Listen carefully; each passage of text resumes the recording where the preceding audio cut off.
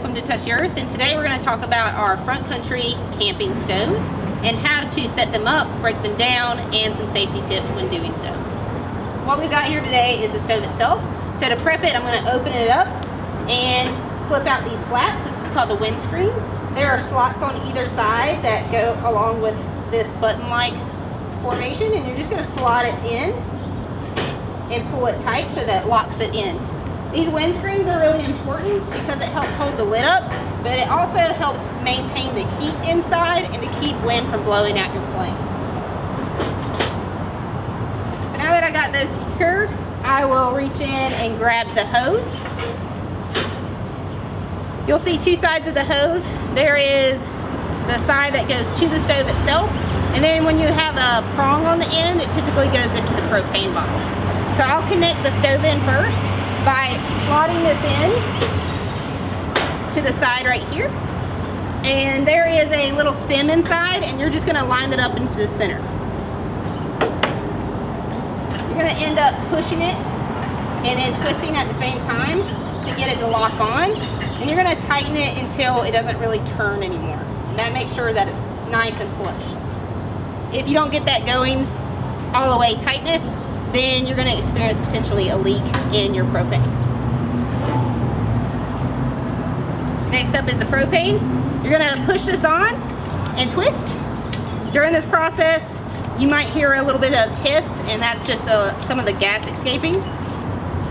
But if you do it fast enough, it might not happen at all. And I'll set that off to the side because I want to make sure that the hose and the propane stays off to the side and it is not inside the heat source itself. I always have a lighter as a backup just in case I can't use the stove itself to light. So you'll always want to bring one of these with you. Once I have all this set up, I'm ready to test it out. So you'll see there's two knobs here, and this controls the gas, and then the red button typically is called the striker, and that helps actually spark the flame. So to make sure that I don't accidentally put too much gas in, you want to just barely ease open the nozzle of gas, because if you open it wide open and then hit the flame, you can get a big balloon of fire, and you don't want that. So to be safe, make sure that you bleed out a little bit at a time, ready to strike immediately so you can catch it early. And you want to make sure that your hair isn't hanging over into the stove while you're doing it, so keep it a safe distance away, ready to step back if you need to.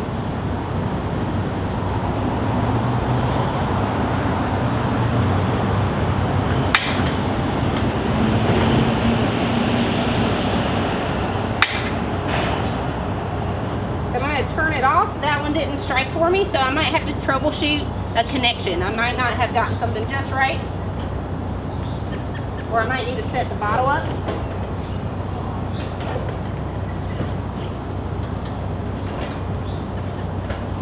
And everything feels like it should be working.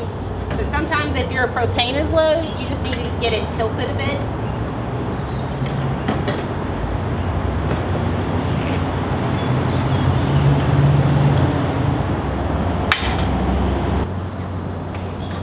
Once you get your connection really nice and tight, you're ready to see if it works. So what I'm going to do is come over here, and I'm going to look at these two knobs. This controls the gas, and then the red button is the striker, so this is actually what catches the flame.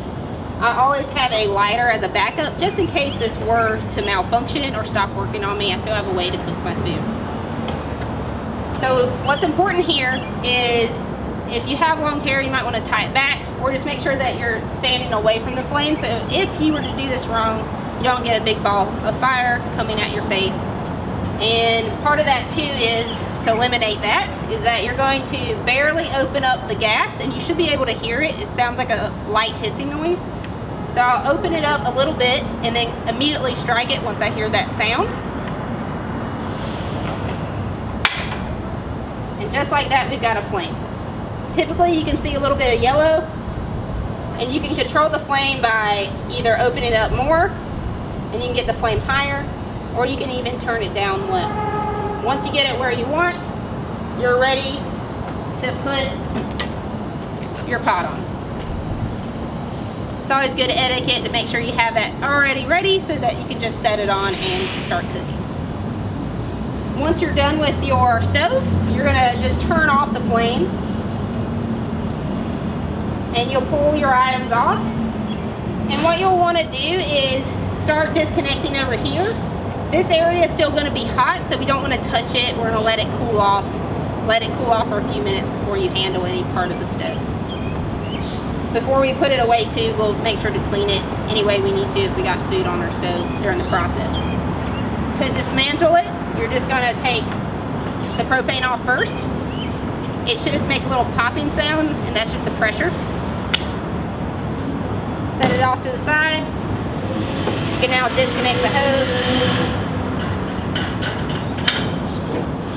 And once this has cooled, you can just stick the hose back inside the grate, and then you can fold it down, and you're done. And that concludes our lesson for today.